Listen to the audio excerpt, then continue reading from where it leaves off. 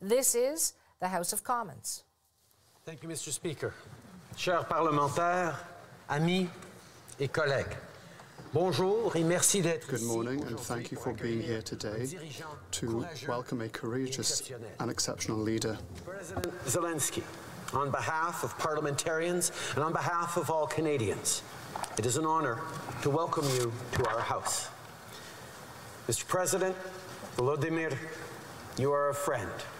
Canadians and Ukrainians are friends, and they have been for a long time. Our people share deep historical ties. In the early 20th century, a massive wave of Ukrainian immigrants came to Canada. Many of them settled in the Canadian prairies. They worked the land. They built churches distinguished by their beautiful spires, and they helped shape Canada in significant ways. Notre pays compte aujourd'hui. Today, there are 1.4 million Ukrainian Canadians in our country, making it the second largest Ukrainian diaspora in the world. Whether as farmers, producers, scientists, community leaders, athletes, or frontline workers, Ukrainian Canadians continue to make a tremendous contribution to our country. But the friendship between Canada and Ukraine is not only based on this shared history, it is also based on our shared values. Volodymyr, in the years I've known you, I've always thought of you as a champion for democracy. And now, democracies around the world are lucky to have you as our champion. Hear, hear.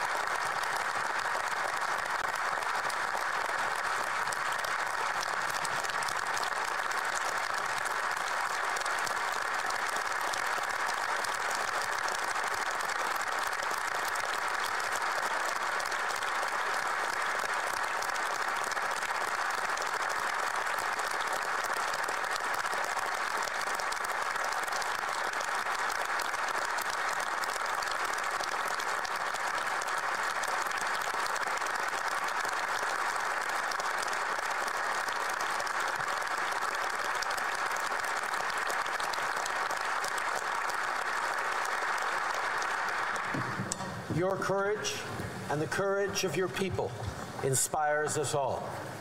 You're defending the right of Ukrainians to choose their own future. And in doing so, you're defending the values that form the pillars of all free, democratic countries. Freedom, human rights, justice, truth, international order. These are the values you're risking your life for as you fight for Ukraine and Ukrainians. Beyond that, you're inspiring democracies and democratic leaders around the world to be more courageous, more united, and to fight harder for what we believe in. You remind us that friends are always stronger together. With allies and partners, we're imposing crippling sanctions to make sure Putin and his enablers in Russia and Belarus are held accountable. Today, in line with our European Union partners, I can announce that we have imposed severe sanctions on 15 new Russian officials, including government and military elites who are complicit in this illegal war. Canada will continue to support Ukraine with military equipment as well as financial and humanitarian assistance. And we will be there to help rebuild once the aggressor is repelled. In Canada, we like to root for the underdog. We believe that when a cause is just and right, it will always prevail, no matter the size of the opponent. This doesn't mean it'll be easy. Ukrainians are already paying incalculable human costs. This illegal and unnecessary war is a grave mistake, and Putin must stop it now.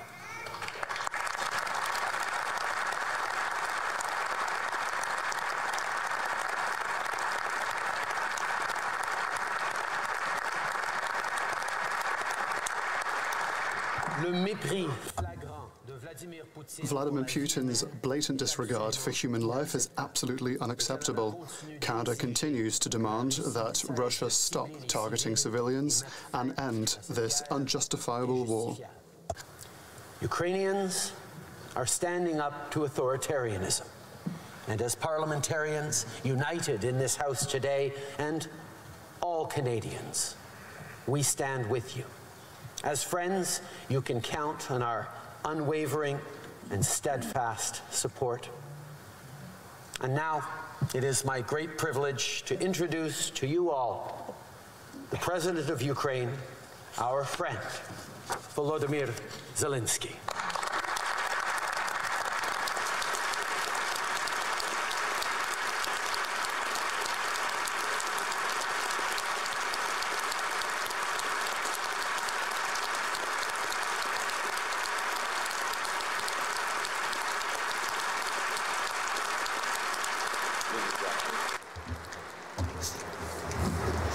Thank you very much.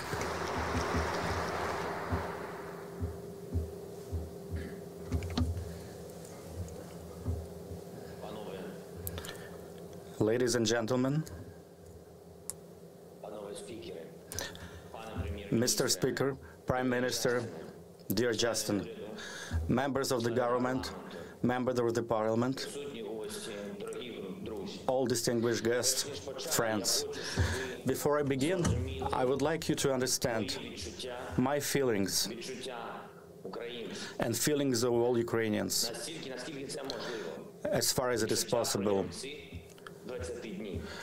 Our feelings over the last 20 days. 20 days of a full-scale aggression of Russian Federation after 8 years of fightings in Donbass region. Can you only imagine? Imagine that on 4 a.m., each of you start hearing bomb explosions, severe explosion. Justin, can you imagine hearing your children hear all these severe explosions, bombing of airport, bombing of Ottawa airport, tens of other cities of your wonderful country. Can you imagine that? Cruise missiles are falling down on your terrain, and your children are asking you what happened, and you are receiving the first news which infrastructure objects have been bombed and destroyed by Russian Federation. And you know how many people already died. Can you only imagine what words, how can you explain to your children that you just full-scale aggression just happened in your country? You know that this is war to annihilate your state, your country. You know that this is the war to subjugate your people. And on second day, you receive notifications that huge columns of military equipment are entering your country, crossing the border. They're entering small cities. They are giving siege, they're encircling cities. And they start to shell civil neighborhoods. They bomb school buildings. They destroyed kindergarten facilities. Like in our city, city of Sumy, like in city of Охтирка. Imagine that someone is taking siege, laying siege to Vancouver. Can you just imagine that for a second? And all these people who are left in such city. And this is exactly the situation that our city of Mariupol is suffering right now. And they are left without heat or hydro, or without means of communicating, almost without food, without water, seeking shelter in bomb shelters. Dear Justin, dear guests, can you imagine that every day you receive memorandums about the number of casualties, including among women and children? You've heard about the bombings. Currently, we have 97 children that died during this war. Can you imagine famous CN Tower in Toronto? if it was hit by Russian bombs.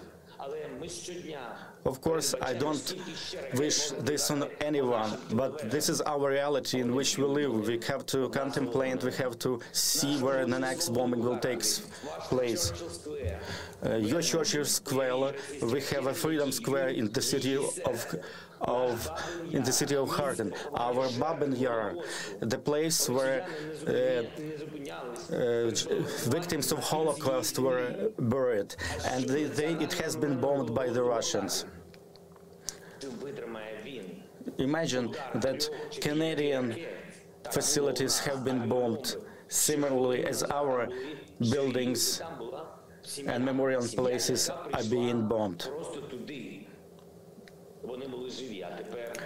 A number of families have died. Every night is a horrible night. Russians are shelling from all kinds of artillery, from tanks. They're hitting civilian infrastructure, they're hitting big buildings. Can you imagine that there is a fire starting at a nuclear power plant, and that's exactly what happened in our country. Each city that they are marching through, they are taking down Ukrainian flags. Can you imagine someone taking down your Canadian flags in Montreal and other Canadian cities? I know that you all support Ukraine. We've been friends with you, Justin, but also I would like you to understand, and I would like you to feel this, what we feel every day. We want to live, and we want to be victorious. We want to prevail for the sake of life. Can you imagine when you call your friends, your friendly nation, and you ask, please close the sky, close the airspace, please stop the bombing. How many more cruise missiles have to fall on our cities until you make this happen? And they, in return, they express their deep concerns about the situation. When we talk with our partners, and they say, please hold on a little longer.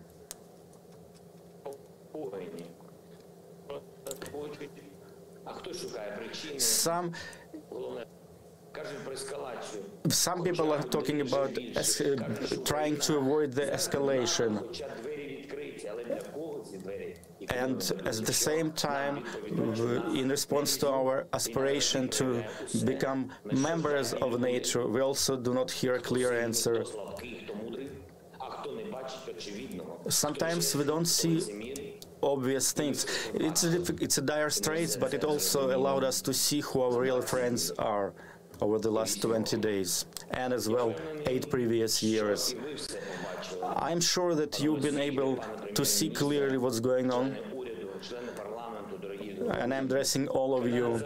Canada has always been steadfast in their support. You've been a reliable partner to Ukraine and Ukrainians, and I'm sure this will continue. You've offered your help, your assistance at our earliest request. You supply us with the military assistance, with humanitarian assistance. You've imposed serious sanctions. At the same time, we see that, unfortunately, they did not bring the end to the war. You can see that our cities like Kharkiv, Mariupol, and many other cities are not protected just like your cities are protected, Edmonton, Vancouver. You can see that Kyiv is being shelled and bombed, city of Ivano-Frankivsk. It used to be, we were a very peaceful country, peaceful cities, but now they're being constantly bombarded. Basically, what I'm trying to say that we all need to do, you all need to do more to stop Russia, to protect Ukraine, and by doing that, to protect Europe from Russian threat. They're destroying everything, memorial complexes, schools, hospitals, housing complex. They already killed 97 Ukrainian children. We are not asking for much. We are asking for justice, for real support, which will help us to prevail, to defend, to save life all of the world. Canada is leading in these efforts, and I'm hoping that other countries will follow the same suit. We are asking for more of your leadership, and please take more, greater part in these efforts. Justin and all of our friends of Ukraine, all friends of the truth, please understand how important it is for us to close our airspace from Russian missiles and Russian aircrafts. I hope you can understand. I hope you can increase your efforts. You can increase sanctions so they will not have a single dollar to fund their war effort. Commercial entities should not be working in Russia. Probably you know better than many in any other countries that this attack on Ukraine, it's their attempt to annihilate Ukrainian people, and there is nothing else to it. This is their main objective. It's actually the war against Ukrainian people. And it's an attempt to destroy everything that we as Ukrainians do. It's an attempt to destroy our future, to destroy our nation, our character. You Canadians, you know very well all this. That's why I'm asking you, please do not stop in your efforts. Please expand your efforts to bring back peace in our peaceful country. I believe, and I know that you can do it. And we are part of the anti-war coalition, and jointly I'm sure that we'll achieve results. I would like to also ask our Ukrainian diaspora in Canada. This is a historical moment, and we need your support, your practical support. And we hope that with your practical steps you will show that you are part of the modern Ukrainian history. Please remember, this is a practical, modern-day history of Ukraine. We want to live, we want to have peace. I'm grateful to every one of you in the Parliament of Canada who is present there, to every Canadian citizen. I am very grateful to you, Justin. I am grateful to Canadian people, and I am confident that together we will overcome and will be victorious. Glory to Ukraine. Thank you to Canada.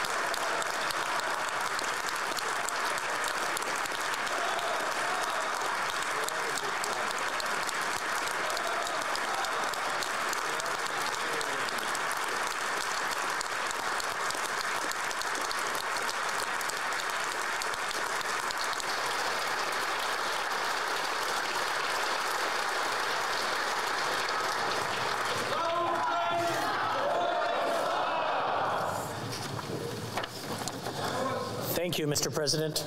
I now invite the Honourable George Fury, Speaker of the Senate, to say a few words.